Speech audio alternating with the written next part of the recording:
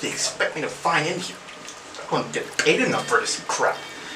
Oh, what's cracking, y'all? It's me, Quin the Movie Guy here, and what does it look like I'm doing? Just trying to clean up after Warner Brothers' private bathroom quarters.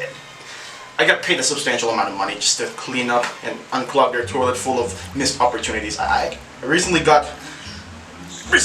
pulled a lot of Justice League action figures and a Wonder Woman Funko Pop covered in shit, and that reminds me, found something. This could either be another thing to add to the landfill of disappointment, or another thing waiting to be put into the land of disappointment. Alright, here we go. Oh look, it's a special edition of Blue Beetle issue number 1. Yeah, the execs would probably love to hear about this. Blue Beetle is the new DC superhero movie directed by Angel Manuel Soto and stars Cholo Marindueña. The film follows a recent college graduate named Jaime Reyes who returns home, only to find out that it is not exactly as it used to be when he left it. As he searches to find further purpose in the world, fate intervenes when he unexpectedly finds himself in possession of an ancient relic of alien biotechnology named the Scarab.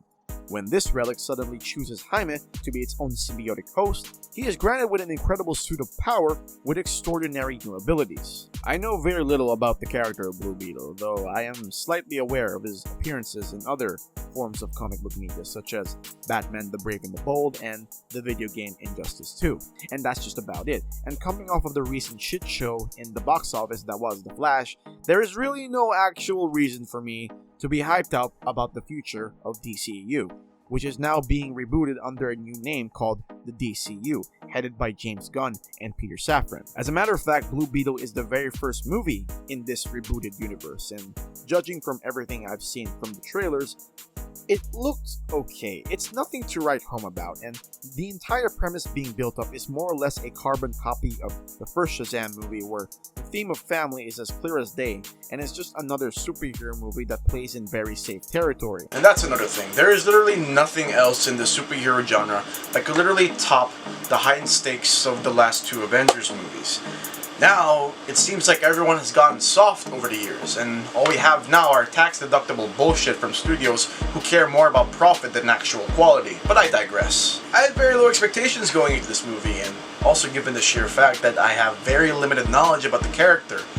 But I was able to cross my fingers and tell myself that maybe, just maybe, they'll be able to level the playing field this time around. And walking out of this movie, I was surprisingly taken aback. This movie was pretty good. To start things off, I gotta hand it over to Cholo Marindueña, whose career was fresh out of the success from Cobra Kai. His performance as Jaime Reyes was very exceptional, and the moment he was introduced, I had a feeling that I was gonna be really invested in his character's struggles and the lengths that he would go in order to protect his family.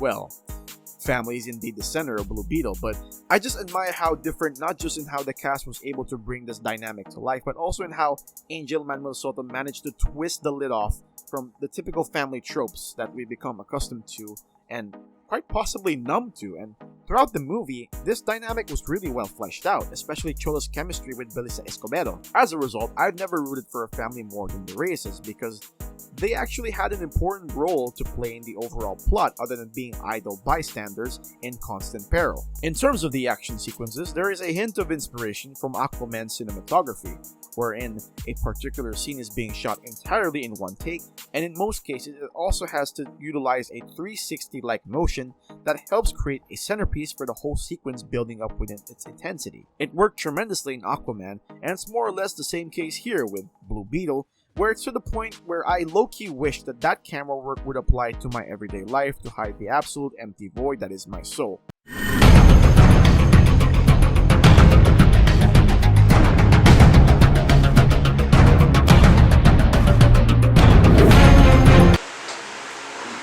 So wet. Other than that, this movie surprisingly has a lot of heart to it, where it doesn't feel like it's overstayed its welcome in order to help balance out the stakes, where this movie lacks a great deal of. With the exception of only one scene in particular, that's very well written and well executed, and has a lot to do with Jaime's own personal journey to accepting this new reality of him being a superhero. And not to mention, we gotta address the fact that his interactions with the Scarab is literally just a watered down version of a Tony Stark and Jarvis chemistry. It's just disposable back and forths that offer some level of foundation to the coming of age story of this movie. I just wish that there was more room to be put in place in regards to Jaime's personal connection with the Scarab itself, and I think that's the main issue that I really had with Blue Beetle. There is just little to no room for Jaime to really connect more with the Scarab, and in order to learn more of its unique abilities, he just comes off with it and starts getting used to the powers out of nowhere. And I think y'all are gonna think that I'm nitpicking, and you may be right, because at the end of the day, this is just another innocent family superhero movie. Another thing that I found to be extremely worthy of the shits hitting the fan was the movie's villain, played by Susan Sarandon. She plays a stereotypical businesswoman villain, and I don't know if any of y'all are willing to hear me out on this, but she's fucking evil. And that's pretty much it. I really have nothing else to say in regards to her character, because that's going to be equivalent to a child trying to debate to their parents on which toppings go better on their pizza. It doesn't really fucking matter, because either options contain A, a large sum of calories, B, a large sum of chemicals that could very much cause future heart complications. I know what I'm going to get, guys. Come on now. Despite my blatantly obvious issues, Blue Beetle managed to subvert my expectations on how the typical superhero movie formula works. And as an IP in a new and existing universe, this movie does a really good job at standing on its own 2 feet, and it doesn't really overcrowd itself with endless amounts of superhero properties that may very well end up in the garbage can of disposable exposition.